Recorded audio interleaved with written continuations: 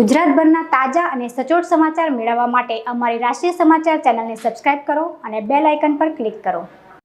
કતારગામ વિસ્તારમાં 700 જેટલા આવાસોને નોટિસ ફાળવવામાં આવતા દિવાળી બગડે તેવી સ્થિતિ ઊભી થઈ છે।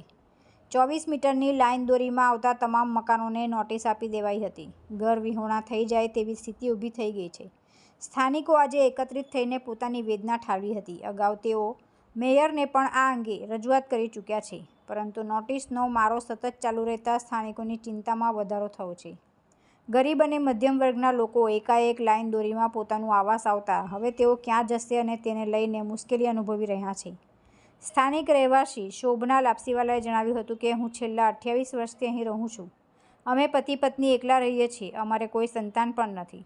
મારા પતિ જે છે તે પણ પથારીવશ છે। આજે જ્યારે કોર્પોરેશન દ્વારા અમને નોટિસ ફટકારવામાં આવી અને કહેવામાં આવ્યું છે કે દિવાળી સુધીમાં તેઓ આ નોટિસનો અમલ કરશે। દિવાળી તો આવતા મહિને આવી જશે અને અમે ક્યાં જઈએ? અમારે જે કપાતમાં જઈ રહ્યું છે તેમાં અમારા ઘરની માત્ર 4 ટાઇલ્સ જેટલી જગ્યા રહે છે। મારું નામ શોભના લાપસીવાળા છે। હું 28 વર્ષથી રહું છું।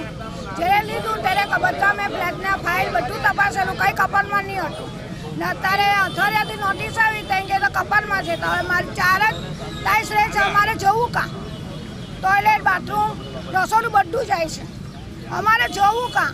આપઘાત કરવાનો વિચાર આવી ગયો ને મારા વિસ્તાર પથારીમાં છે। મારા છોકરું છે કંઈ નથી, 2 જ જણ છે।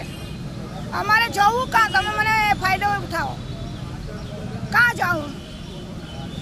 આવી રીતના થોડું એકદમ ને દિવાળી તમે દિવાળીમાં કહો છો, દિવાળી આવતા મહિને દિવાળી તો અમે શું કરીએ? આપઘાત તમારી હમું કરી નાખીએ? ટોયલેટ નહીં રહી, રૂમ નહીં રહી, રસોડું નહીં રહી, તમે રહીએ કાં?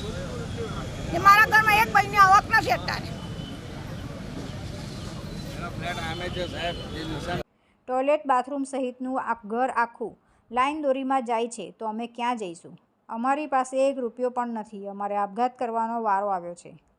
કોર્પોરેશનના અધિકારીઓ અને સતત દિવસોને કહ્યું કે અમે તમારી સામે જ આપઘાત કરી લઈએ, કારણ કે બીજો અમારી પાસે કોઈ રસ્તો નથી।